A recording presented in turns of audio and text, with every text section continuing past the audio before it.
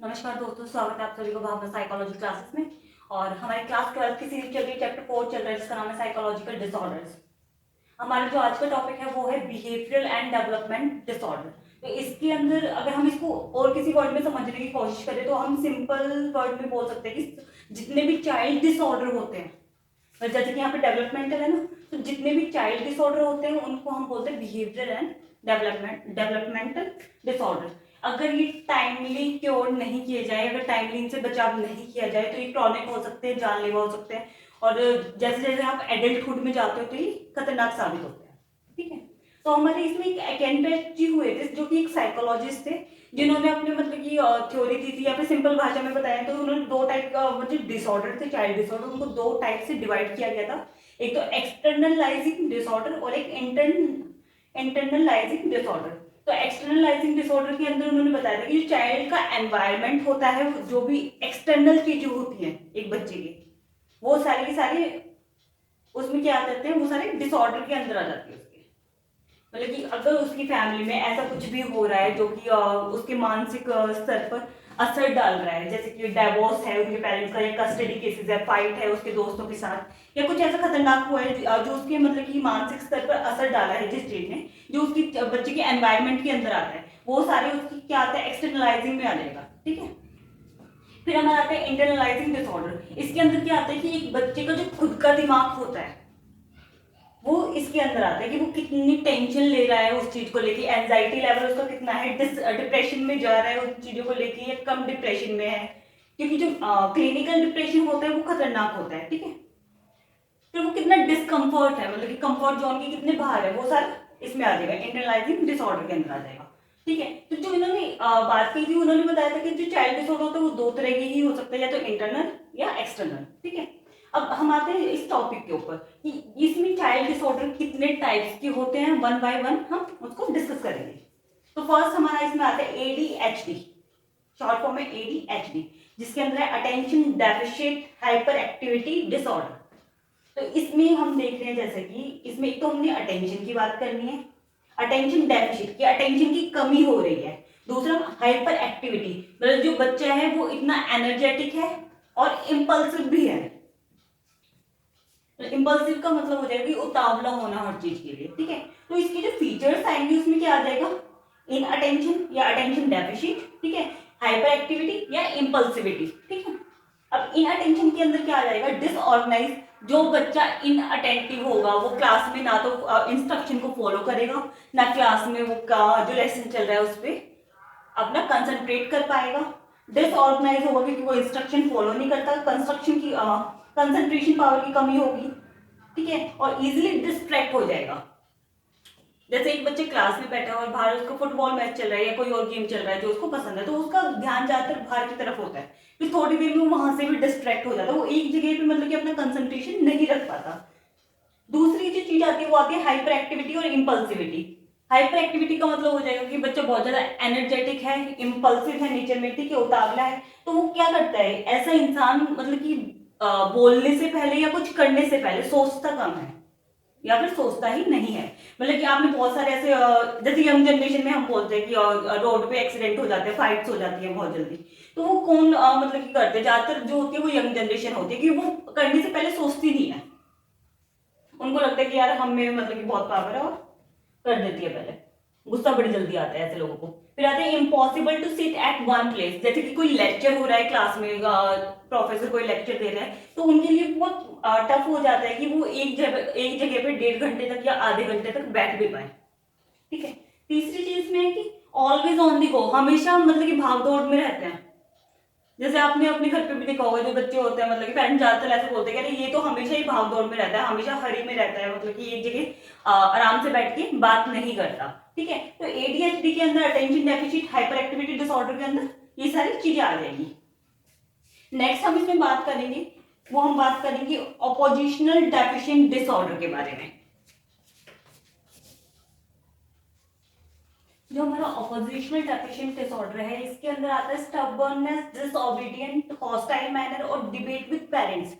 अगर सिंपल भाषा में समझा जाए तो कि एज से हटके जो जिद्दीपन होता है वो इसके अंदर आ जाता है। आपने ऐसे मतलब कि एक तो होता है कि एज के अकॉर्डिंग कि 2 से 3 साल का बच्चा होता है, 2 से 5 साल का या 7 साल तक का जो बच्चा होता है वो जिद्दी होता है कि मुझे ये वाले टॉयज चाहिए, मुझे ये गेम्स चाहिए, ठीक है। लेकिन एक मैच्योरिटी लेवल आने के बाद भी अगर तुम मतलब छोटी छोटी चीजों के लिए बहस कर रहे हो या जिद कर रहे हो कि हाँ मुझे यही चीज चाहिए, तो वो इसके अंदर आ जाता है, ऑपोजिशनल डेफिशिएंट डिसऑर्डर के अंदर आ जाता है कि एज से हटके जिद्दीपन है आपका, एज से हटके जो जिद्दीपन है वो इसके अंदर आ जाएगा, ठीक है। डिसओबीडियंट हो, पेरेंट्स की बात नहीं सुनते, सही गलत में डिफरेंस नहीं पता, और पता भी है तो उसको फॉलो नहीं करना चाहते, सिर्फ अपना फायदा देखना चाहते हो, ठीक है। फॉलो नहीं करते किसी की भी और मतलब बात आप नहीं मानते हो, हॉस्टाइल मैनर आ जाता है, फाइट करते हो स्ट्रेंजर के साथ, जानबूझ के दूसरों को तंग करना वो इसके अंदर आता है, पेरेंट्स के साथ डिबेट करना वो इसके अंदर आ जाएगा, ठीक है। अब आता है हमारा नेक्स्ट कंडक्ट डिसऑर्डर, थर्ड जो हमारा डिसऑर्डर है वो है कंडक्ट डिसऑर्डर, ठीक है। इसके अंदर क्या आ जाता है कि आप कोई भी रूल्स फॉलो नहीं करना चाहते या नहीं करते हो, आपका जो बिहेवियर है वो है एंटी सोशल, मतलब जो सोसाइटी की नॉर्म्स होते हैं, रूल्स और रेगुलेशन होते हैं कि ऐसा एक बच्चे को करना चाहिए, उसको मतलब कि नमस्ते करना चाहिए या फिर अगर मतलब कि पेरेंट्स की बात माननी चाहिए, दोस्तों के साथ खेलना चाहिए, लेकिन अगर आप ऐसा नहीं कर रहे तो मतलब आप एंटी सोशल बिहेवियर है आपका, मतलब जैसे बाकी बच्चों का एक आदर्श बिहेवियर होना चाहिए वैसा आपका नहीं है, ठीक है। Not care with others right, दूसरा क्या सोचता है, दूसरे को आप बुली कर रहे हो, परेशान कर रहे हो, वो क्या सोच रहा है आपको उसकी परवाह नहीं होती, आप जानबूझ के उसको बुली करते रहते हो, आपको ये परवाह नहीं होगी यार उसको बुरा लग रहा है या नहीं लग रहा है, ठीक है। फिर आपका आता है बिहेवियर जो होता है आपका एग्रेसिव हो जाता है, हमेशा आप हमेशा एग्रेशन में रहते हो, गुस्सा बहुत ज्यादा आता है। अब एक और चीज है इसके अंदर कि एग्रेशन को है ना 4 टाइप से डिवाइड किया गया है इसके अंदर। फर्स्ट है हमारा वर्बल एग्रेशन, वर्बल एग्रेशन का मतलब होगा कि वर्बल जैसे कि बातों से, मतलब आप किसी को बुली कर रहे हो, प्रोवोक कर रहे हो किसी को, मतलब जानबूझ के परेशान करना या किसी को टीज करना ताकि वो आपसे आके फाइट करे, ठीक है, वो आता है वर्बल एग्रेशन में। फिर आपका आता है फिजिकल एग्रेशन, फिजिकल एग्रेशन का मतलब हो गया कि नॉर्मल फाइट करना, धक्का मुक्की करना एक तरह से, मतलब किसी को धक्का दे दिया या फिर फाइट कर दी उसके साथ। फिर हमारा हमारा आता है हॉस्टाइल एग्रेशन, कि fight with stranger, hostile aggression जैसे कि आप एक्सीडेंट जो होते हैं जनरली आप होकी निकाल के चल देते हो, दूसरों को मारना स्टार्ट कर देते हो, कि आपको कोई मतलब नहीं है कि आपको उस बंदे से कुछ नहीं चाहिए, बस अपना एग्रेशन निकालना है कि मेरे साथ ऐसा क्यों किया इस बंदे ने, मेरे पास ज्यादा पावर है, ठीक है। फिर आता है प्रोएक्टिव एग्रेशन, प्रोएक्टिव एग्रेशन के अंदर आता है कि आप डोमिनेटिंग हो, ठीक है, दूसरे को दबा के रखना चाहते हो, अपनी बात हमेशा ऊपर रखते हो, प्लस आप बुली करते हो किसी को, लेकिन प्रोवोक नहीं कर रहे आप यहाँ पे सिर्फ आप उसको बुली कर रहे हो, टीज कर रहे हो, लेकिन आपकी इंटेंशन ये नहीं है कि सामने वाला आके आपसे लड़े, लेकिन आप डोमिनेट करते हो, ठीक है। वो सारी चीजें इसके अंदर आ जाती हैं। नेक्स्ट जो इसके अंदर आपका आता है वो है SDD, separation anxiety disorder. Next हमारा है एसडीडी, सेपरेशन एंजाइटी डिसऑर्डर। ये एक यूनिक डिसऑर्डर जनरली मतलब कि आपको सुनने को नहीं आएगा। इसके अंदर क्या होता है कि आप जो बच्चा होता है वो मतलब कि जरूरत से ज्यादा पैनिक हो जाता है, या उसकी जो एंजाइटी लेवल है वो एक एक्सट्रीम लेवल पे आ जाती है, जिसके कारण क्या होता है कि वो आपने ट्रॉमेटिक इवेंट पढ़े होंगे, तो ऐसे ही उसके लिए क्या होता है कि जैसे उसके पेरेंट्स का डाइवोर्स होने लग जाता है या फिर कस्टडी केसेस चल रहा होता है, तो वो वहां पे चिल्लाने लग जाता है और बहुत ज्यादा डर जाता है। और आप में ऐसे बच्चों को एक और खासियत होती है कि ये अकेले किसी भी रूम में जाने से डरते हैं, वो अपने रूम में भी अकेले सोना पसंद नहीं करते, या फिर उनको डर लगता है वहां पे, वो अलग अलग स्टोरीज आपको सुनाना चालू कर देंगे कि मैंने मतलब कि अपने रूम में भूत देखा, या फिर मुझे डर लग रहा है, कोई है मेरे कमरे में, वो इस तरीके से बातें बनाना स्टार्ट कर देते हैं ताकि उनके साथ उनके रूम में कोई रुक जाए, उनके पेरेंट्स। ऐसे बच्चे जो है वो स्कूल अकेले जाने से डरते हैं, प्लस में वो ऐसी कोई भी नई सिचुएशन होती है उसको हैंडल करने से डरेंगे। अगर उनको ये बता दिया जाएगा कि आपको सिलेक्ट किया गया है डिबेट के लिए या फिर आपको इस कंपटीशन में पार्टिसिपेट करना है, तो वो उस चीज से डरते हैं, उनको ये लगता है कि मुझे अकेले मतलब कि मैं कैसे करूंगा, ठीक है। उनको अगर अपॉर्चुनिटी भी दी जाएगी तो भी वो उस चीज से डरेंगे। ऐसे बच्चों को अपने पेरेंट्स की शेडो में रहना पसंद है, वो अलग से निकल के खुद कुछ नहीं करना चाहते क्योंकि उन्हें डर लगता है, ठीक है। इनको होता है सेपरेशन एंजाइटी डिसऑर्डर, जैसे कि नाम से ही पता चल रहा है कि अपने पेरेंट्स से अगर सेपरेट होते हैं, चाहे सोते वक्त या फिर दोस्तों से अगर सेपरेशन होती है, तो उनको एंजाइटी एक्सट्रीम लेवल पे बढ़ जाती है, ठीक है। नेक्स्ट हमारा इसके अंदर आ जाता है पीडीडी, परवेसिव डेवलपमेंटल डिसऑर्डर।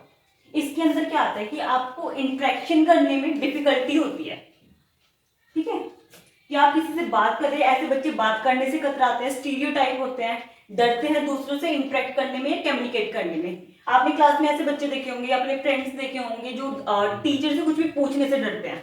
उनको लगता है कि यार टीचर से मैं ये पूछूंगा तो टीचर हमें डांट देगी। और कई बार ये होता है कि उनको सब कुछ आता भी होता है, अगर टीचर उनको मतलब कि खड़े होने के लिए बोलती है, सुनाने के लिए कुछ बोलती है, तो उनको आता है लेकिन वो सुना नहीं पाते क्योंकि मन में वो डरते हैं, घबराहट होती है उनकी, ठीक है।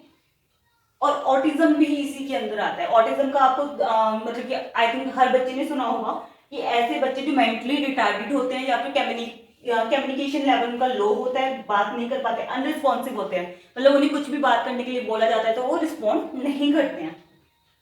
अपनी इमोशंस को कैसे सामने वाले की मतलब सामने वाले को बताना है वो उन्हें नहीं आता है, ठीक है। नेक्स्ट इसके बाद है सिक्स्थ हमारा है ईटिंग डिसऑर्डर। अब ईटिंग डिसऑर्डर हमारी बुक में 3 टाइप के दिए गए हैं, anorexia, bulimia and binge eating, ठीक है। अब एनोरेक्सिया नर्वोसा क्या होता है, इसके अंदर क्या होता है कि आप ये सोचते हो कि आप ओवरवेट हो, आपकी बॉडी की जो शेप होती है वो सही नहीं होती है इसके अंदर, तो आपको ये लगता है कि आप ओवरवेट हो और आप वेट लूज करने के लिए हर जगह खाने के लिए मना कर देते हो। डाइटिंग लेवल बहुत ज्यादा, मतलब डाइटिंग आपकी बहुत ज्यादा बढ़ जाती है, डाइटिंग बहुत स्टार्ट कर देते हो और इसके कारण आपकी डेथ भी हो सकती है, ठीक है। मतलब इस लेवल तक डाइटिंग करते हो, हर बार रिफ्यूज कर दो कि नहीं मुझे खाना नहीं खाना है, ठीक है।